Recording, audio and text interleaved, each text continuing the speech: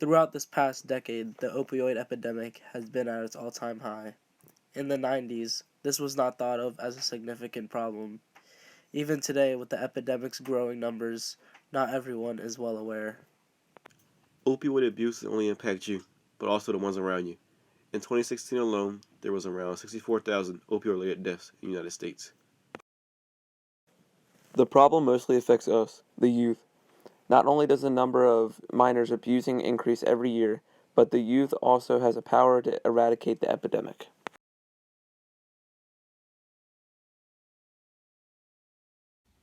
I used to be so happy.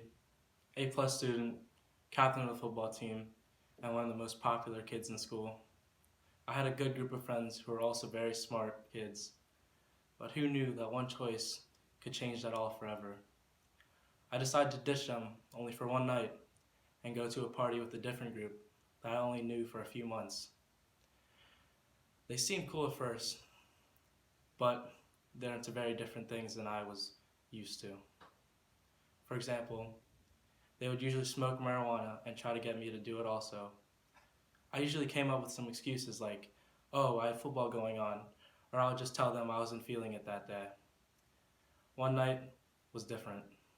They asked me again to smoke, but one of my other friends reminded them that I wasn't into it. After he told them that, Billy, a friend in this group, pulled out a bottle of pills and asked me to try one. I thought to myself, it's only a few pills. What's the worst that could happen? So I tried one. It turned out to be the worst mistake of my life. Once a week turned into once a day. Once a day turned into once an hour. Next thing I knew, I was addicted. I wonder why I hadn't seen him in a while. We were best friends, hanging out almost every day. Sometimes I wouldn't even see him at school. I tried to call him, see if we could hang out, but he wouldn't answer. Finally, I knew something was up. One day I called his mom to see where it was. Interestingly, she said he was with me. I confronted him the next day. He seemed fine. He even asked to hang out. I told him no because I heard about what he does on his free time, but I should have tried harder to help him. He didn't come home that night. I just assumed he was staying over at a friend's house, even though he didn't ask. I decided to call some of his friends. They said they haven't seen him in a while. And I was getting phone calls from the school saying his grades were suffering and he wasn't in attendance.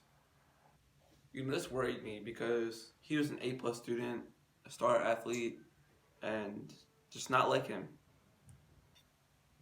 I later received a call. I didn't know who it was from, but it was supposedly the police, and they asked me to come identify a body. Turns out it was my son. Opioids killed him. Don't hesitate before it's too late. This could be you, or especially a loved one. If you suspect someone is misusing or abusing prescription drugs, call the Maryland Crisis Hotline at 1-800-422-0009. Don't let this take someone's life.